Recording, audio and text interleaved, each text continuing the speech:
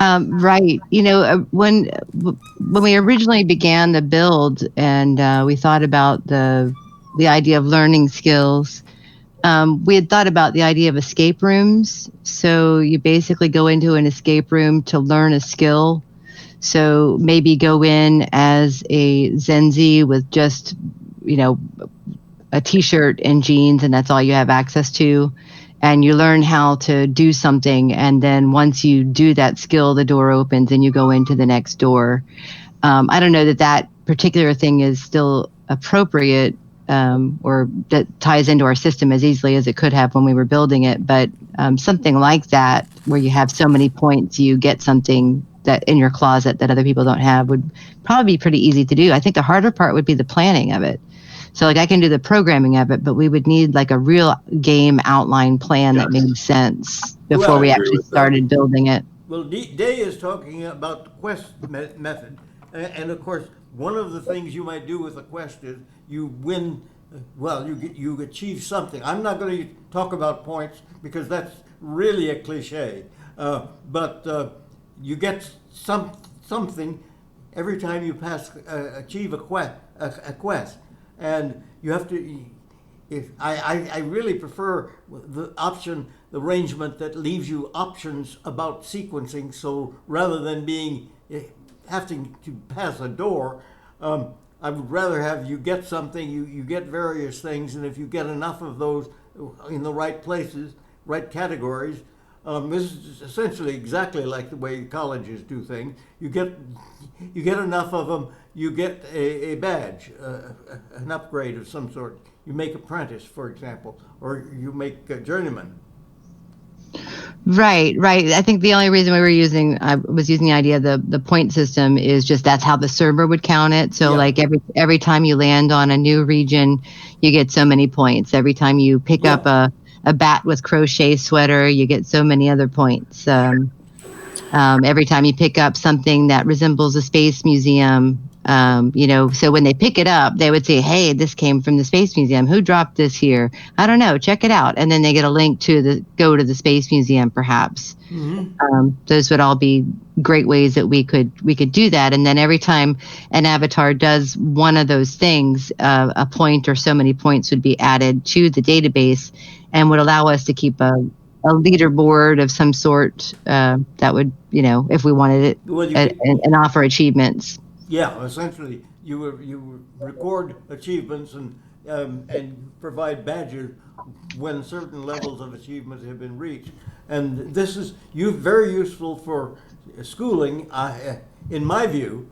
And the advantage is you can do that in very small increments, so that instead of waiting 4 years to get your reward, you get your reward in 3 weeks. It's not a big one, but it's part of the way. It's one step on the way to the big one.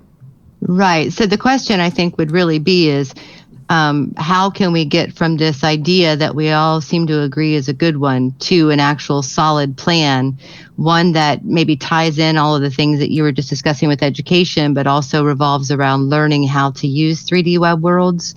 So maybe that is the educational course for the first game. That is exactly what I have been suggesting. Yes, we Good. simply we emulate the general idea of instruction by a little package of instruction for using 3D Web Worlds.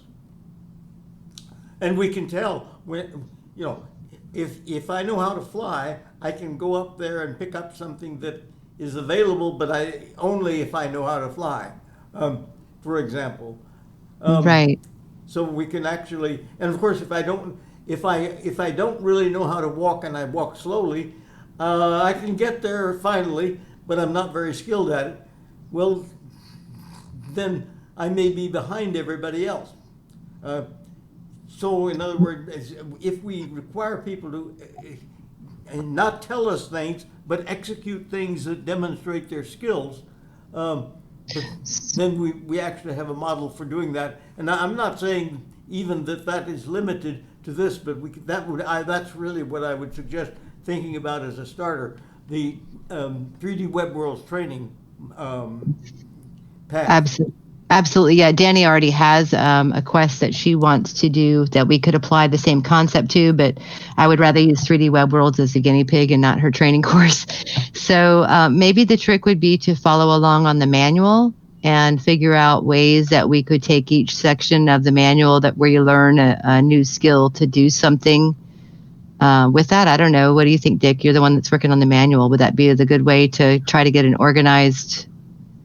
Well, to your point earlier, I do agree with you that the best way to make a project like this really work and be understandable to the users so that they can easily figure out what it is that they could do if they want to be competitive, so to speak, is to put together a list of the various requirements that we would want to have people accomplish in order to get somewhere.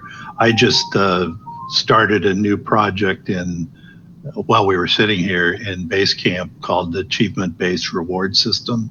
Okay. So I think we can start to gather information about how other people are doing this because it's a core concept of gamification. And if we can create maybe a master document that starts to list all the various things that we believe we'd like to see people do, accomplish, achieve, whether it's a number of visits to different places or skills that they manage to develop, I think we can put this template together, which will help you, Evie, in terms of thinking about development things that might have to be done in order to make it work, but it will also serve to be our formal document that we share with users when they first come in, to if they decide they want to participate in the gamified aspect of 3D. Right.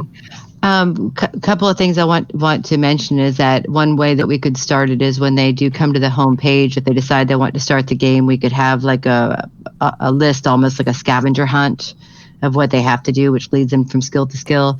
But also, and I could be wrong, but because Brenda, I don't know too much of your background, but I would say that at this table, Danny would be the expert on gamification. She's done a lot of game design and game testing and has been working to gamify her writing course for a long time. So, Danny, I just would ask you to keep a close eye on that because you would be our first course that we would take the model that we build for the training course. We would then pick that up and apply it to your training course so that you would finally have that. When we talked about it before, I didn't have the light bulb, but the other day I was like, oh my goodness, that would be easy to do now with our new updates. So I think we could accomplish what you originally set out to do.